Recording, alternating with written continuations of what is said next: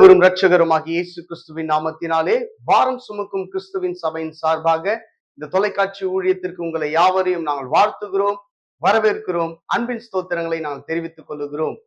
இப்பொழுது தேவனுடைய வார்த்தைக்கு கடந்து போவதற்கு முன்பதாக நாம் யாவரும் தலைகளை தாழ்த்தி நாம் ஜெபம் செய்வோம். நேற்றும் இன்றும் என்றும் மாறாதிருக்கிற எங்கள் அன்பின் பரலோக தகப்பனே, குமாரனாகிய இயேசு கிறிஸ்துவின் நாமத்தினால் அப்பா உம்மை துதிக்கிறோம், உம்மை ஸ்தோத்தரிக்கிறோம், உம்மை போற்றுகிறோம், உம்மை வணங்குகிறோம், உம்மை தொழுகிறோம். கர்த்தாவே, இந்த நாளுக்காக அப்பா, இந்த நாளுக்கான வார்த்தைக்காக உம்மை நோக்கி நாங்கள் பார்க்கிறோம். கர்த்தாவே, இந்த வார்த்தை நிமித்தமாக நீர் கொடுக்க போகிற சமாதானத்திற்காக, ஆறுதலுக்காக, சந்தோஷத்திற்காக, மனமகிழ்ச்சிக்காக, விடுதலைக்காக, சுகத்திற்காக நாம் நன்றி செலுத்துகிறோம் தகப்பனே. இதோ எங்களுடைய வாழ்க்கைக்கு ஆண்டவரே வெளிச்சமா இருக்கிற அப்பா, இந்த வார்த்தையை எங்களுக்கு வெளிப்படுத்தி எப்படி வாழ வேண்டும் என்பதை குறித்து எங்களுக்கு உணர்த்தும்படியாக இந்த வேலையில எங்களை யாவரையும் நாங்கள் தாழ்த்தி நாங்கள் ஒப்பு கொடுத்து ஜெபிக்கிறோம். என் ஜீவனுள்ள நல்ல பிதாவே, ஆமென். நாம் தேவனுடைய வார்த்தைக்கு நேராக கடந்து போகலாம். இன்றைக்கான தலைப்பு நீதியில் ஸ்திரப்படு. இன்றைக்கான தலைப்பு நீதியில் ஸ்திரப்படு. இன்றைக்கு இந்த தலைப்புல நாம் தியானிக்க இருக்கிறோம். வேத வசனத்தின் அடிப்படையில நம்ம இந்த வசனங்களை நாம் தியானிக்கலாம், எடுத்தல் கூட வாசிக்கலாம். ஏசாயாவின் தீர்க்க தரிசன புஸ்தகம் 54வது அதிகாரம் 14வது வசனத்தை கூட நாம் வாசிக்கலாம். நீதியினால் ஸ்திரப்பட்டிருப்பாய், கொடுமைக்கு தூரமாவாய், பயமில்லாதிருப்பாய், திகிலுக்கு தூரமாவாய், அது உன்னை அணுகுவதில்லை. இந்த இடத்துல ஒரு 3 காரியத்தை குறித்து சொல்லப்பட்டிருக்கிறது. என்ன சொல்லப்பட்டிருக்கிறது என்றால், கொடுமைக்கு நீ தூரமாவாய், பயமில்லாதிருப்பாய் அப்படி என்று பாருங்க சொல்லப்பட்டிருக்கிறது. திகிலுக்கு தூரமாவாய் என்று சொல்லப்பட்டிருக்கிறது. இப்போ இந்த 3 காரியம் உன்னை அணுகுவதில்லை என்று சொல்லப்பட்டிருக்கிறது இல்லையா? இந்த காரணம் என்ன? இது அணுகக்கூடாது அப்படின்னு சொன்னா நாம் என்ன செய்ய வேண்டும்? நீதியில் ஸ்திரப்பட்டிருக்க வேண்டும். அதான் முதல் வார்த்தை சொல்லப்பட்டிருக்கிறது, நீதியினால் ஸ்திரப்பட்டிருப்பாய். முதல்ல நாம் ஒரு நீதிமானாய் இருக்க வேண்டும்.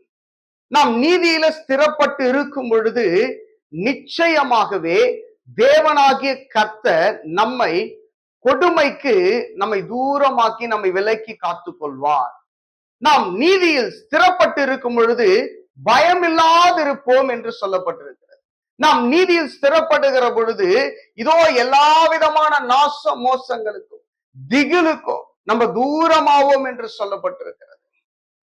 நாம் நீதியில் ஸ்திரப்பட்டு இருக்கும் பொழுது இந்த 3 காரியங்களும் நம்மை அணுகாது என்று எழுதப்பட்டிருக்கிறது. என் பிரியமானவர்களே, நீதியில ஸ்திரப்படு. எப்படி நாம் நீதியில ஸ்திரப்பட வேண்டும்? நம்ம புரியுற மாதிரி சொல்லணும்னாக்கா, நம்ம ஒரு நீதிமானாக இருக்க வேண்டும். நீதிமான் என்றென்றைக்கும் அசைக்கப்படுவதில்லை என்று வேதம் சொல்லுகிறது. நீதிமான் என்றென்றைக்கும் அவன் நிலைத்து நிற்பான் என்று சொல்லப்பட்டிருக்கிறது. நீதிமான் பனையை போல செழிப்பான் என்று சொல்லப்பட்டிருக்கிறது. என் பிரியமானவர்களே, இன்றைக்கு நம்முடைய வாழ்க்கையில எழும்பி வருகிறதான கொடுமைகள், பயம், திகில், இது எது நிமித்தமாக வருகிறது? நாம் செய்யக்கூடிய அநீதியான காரியங்களின் நிமித்தமாக இன்றைக்கு பலவிதமான சோதனைகளை நாம் அனுபவித்துக் கொண்டிருக்கிறோம்.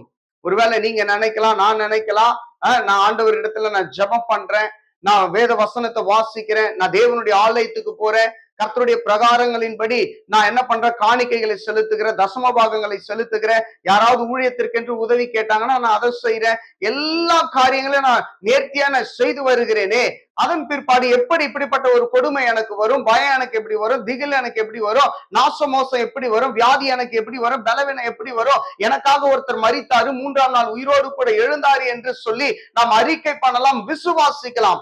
ஆனால் பிரியமானவர்களே, ஒரு வசனத்தை நான் இந்த இடத்துல நான் முன்வைக்கிறேன், கொஞ்சம் யோசிச்சு பாருங்க.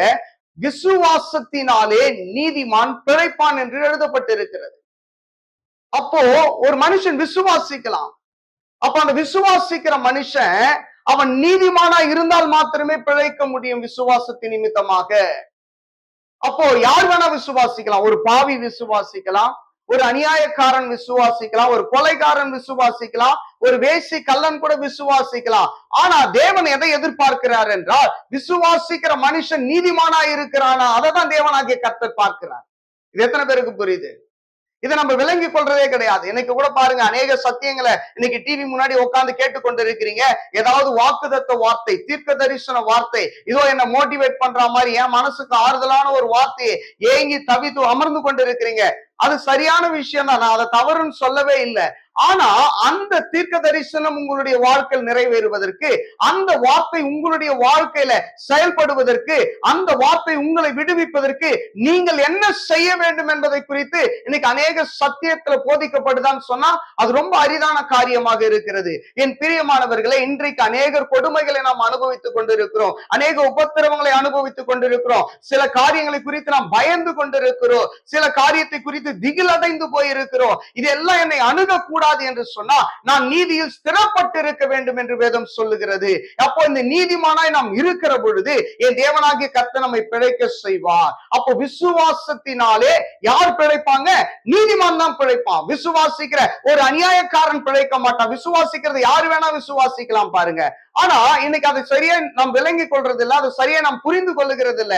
இயேசு கிறிஸ்து விசுவாசத்தை குறித்து சீஷர்களிடத்துல பேசினார். ஏன்னா அவர் அழைத்த அழைப்பிற்கு அவர்கள் மறுப்பு தெரிவிக்காம இயேசுவுக்கு பின்னாக வந்தவர்களை நோக்கி நீங்கள் விசுவாசம் உள்ளவர்களாய் இருங்கள் என்று அவர் சொல்றார். ஏன்? அவர்கள் நீதிமானா இருக்கிறாங்க. அதனாலதான் இயேசு கிறிஸ்து அவர்களை அழைத்தார். நீ விசுவாசித்தால் தேவனுடைய மகிமையை காண்பாய் என்று சொல்லி தன்னுடைய சீஷர்களுக்கு அவர் உரைக்கிறார். மலையை பார்த்து அவர் சொல்றாரு பாருங்க, எவனாகிலும் தன் இருதயத்துல சந்தேகப்படாமல் விசுவாசித்தால் அவன் சொன்னபடி ஆகும்.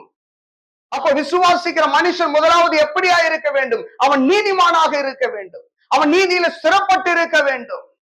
அப்போ நான் நீதிமானா நான் இருக்க மாட்டேன், நற்காரியங்களை நான் செய்ய மாட்டேன், நான் எதையும் நான் என்ன பண்ண மாட்டேன், சரியா இருக்க மாட்டேன், நான் எனக்கு கொடுக்கப்பட்ட பொறுப்புல நான் உண்மையா இருக்க மாட்டேன், நான் எப்பொழுதும் அநீதியான காரியங்களை நான் செய்கிறபடினால நான் எப்படி ஆசீர்வாதமா இருக்க முடியும்? கொஞ்சம் யோசிச்சு பாருங்க.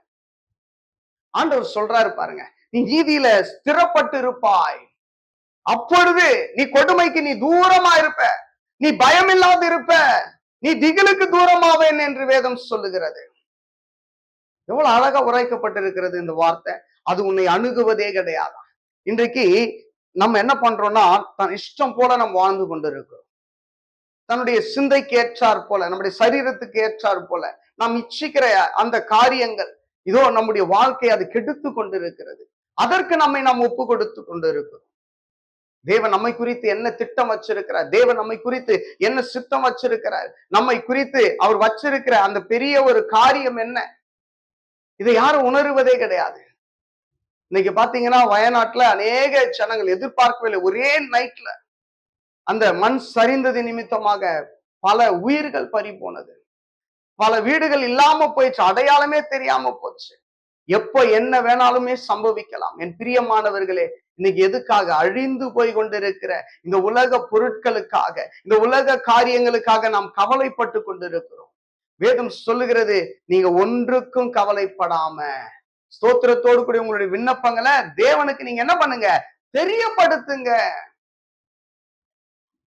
இப்போ உங்களுக்கு ஒரு எடுத்துக்காட்டா நான் சொல்லணும்னா, நம்ம வீட்டுல பிள்ளைகள் இருக்கிறாங்க. அந்த பிள்ளைகள் உங்களுக்கு கீழ்ப்படிந்தால் மாத்திரமே அந்த பிள்ளைகள் எது கேட்டாலுமே உங்களால செய்வதற்கு அந்த மனசு ஏவப்படும். ஒருவேளை அவங்க உங்க வார்த்தையை கேட்கல, உங்களுக்கு கீழ்ப்படியல, அவங்களுக்கு ஏதாவது நீங்க செய்வீங்கன்னா கண்டிப்பா செய்ய மாட்டீங்க. நாமும் பிதாவுக்கு பிள்ளைகளாக இருக்கிறோம். நாம் ஜெபம் பண்ணும் பொழுது, நாம் வேண்டுகிற பொழுது, நாம் கதறுகிற பொழுது, நாம் புலம்புகிற பொழுது தேவனாகிய கர்த்தர் எதை பார்க்கிறார்னா நம்முடைய நீதியை மாத்திரம் தான் பார்க்கிறார். அதனாலதான் இந்த வசனத்துல சொல்லப்பட்டிருக்கிறது, விசுவாசத்தினாலே யார் பிழைப்பானா? நீதிமான் பிழைப்பான். இன்னைக்கு நீங்கள் பிழைக்க வேண்டுமா? நீங்கள் சமாதானமாக வாழ வேண்டுமா? நீங்கள் சந்தோஷமா நீங்க வாழணுமா? நான் சொல்றேன், முதல்ல நீதிமானா மாறுங்க. முதல்ல நீதிமானா பாருங்க. நோவாவுடைய வாழ்க்கையில கர்த்தர் பார்க்கிறாரு. தேவனுடைய கண்கள்ல அவருக்கு ஒரு கிருபை கிடைக்குது பாருங்க. ஏன்? அவர் ஒரு நீதிமானா இருந்தபடினால. எத்தனையோ பேர் இருந்தாங்க அந்த ஊர்ல, அவங்களெல்லாம் அவர் தெரிந்து கொள்ளவில்லை. நோவாவின் குடும்பத்தை மாத்திரம், அதாவது நோவாவின் நிமித்தம் அவருடைய குடும்பத்தை அவர் தெரிந்து கொண்டார். இன்னைக்கு நீதிமானா இருக்கிறது கஷ்டம் தாங்க. நமக்கு போராட்டம் உண்டு, இந்த உலகத்துல நமக்கு உபத்திரவம் உண்டு, இந்த சரீரத்துல பாடுகள் உண்டு, வேதனை உண்டு, வியாதி உண்டு, வியாகுலம் உண்டு.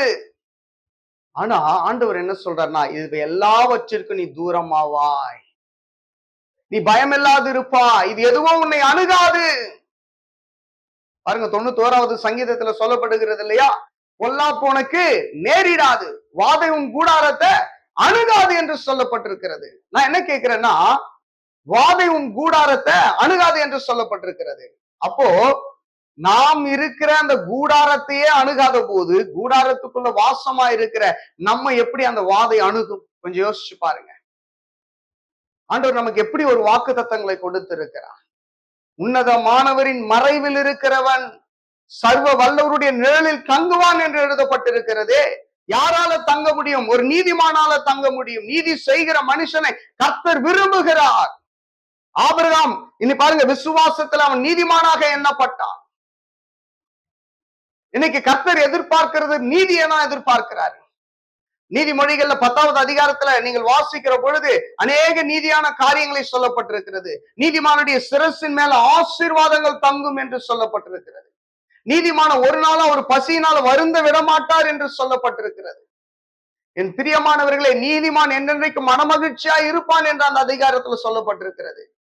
இப்போ இவ்வளவு வாக்கு தத்தங்கள் ஒரே ஒரு வார்த்தையில் அடங்கி இருக்கிறது. என்னவாக அடங்கி இருக்கிறதுன்னு சொன்னா, நீங்களும் நானும் கர்த்தருடைய பார்வையில நீதிமானா இருக்கிற பொழுது நமக்கு அநேக ஆசீர்வாதங்களும் சந்தோஷமும் சமாதானமும் சுகமும் எல்லா விதமான அற்புதங்களும் அடையாளங்களையும் நம்முடைய வாழ்க்கையில தேவனாகிய கர்த்தர் செய்ய அவர் வல்லவராக இருக்கிறார்.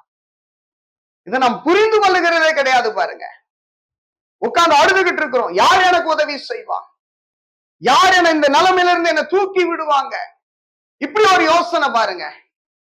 சிலருக்குள்ள சில எண்ணங்கள், இந்த ஊர்ல இந்த உலகத்துல என்ன போல யாரும் இருக்கக்கூடாது, நான் டிஃபரெண்டா இருக்கணும், நான் எப்படியாவது ஒரு பெரிய வீடு கட்டணும், நான் இப்படியா கார் வாங்கணும், நல்ல விஷயங்கள் தான். ஆனா நீதிமொழிகள் 10வது அதிகாரத்தில் 22வது வசனம் சொல்லுகிறது, கர்த்தருடைய ஆசீர்வாதமே ஐஸ்வர்யத்தை தரும் என்று சொல்லி.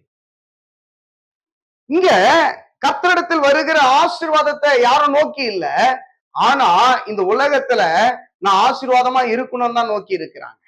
ஆனா அந்த ஆசீர்வாதத்தை யார் கொடுக்கிறாங்கன்றத நம்ம நோக்கி இல்ல. பாருங்க, கர்த்தருடைய ஆசீர்வாதம் மட்டும்தான் உனக்கு எனக்கு ஐஸ்வர்யத்தை கொடுக்கும்.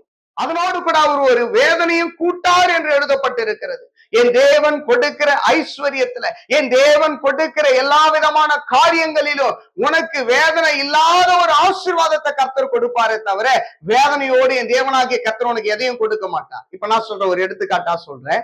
ஒரு கார் வாங்கணும்னு ஆசைப்படுறீங்க.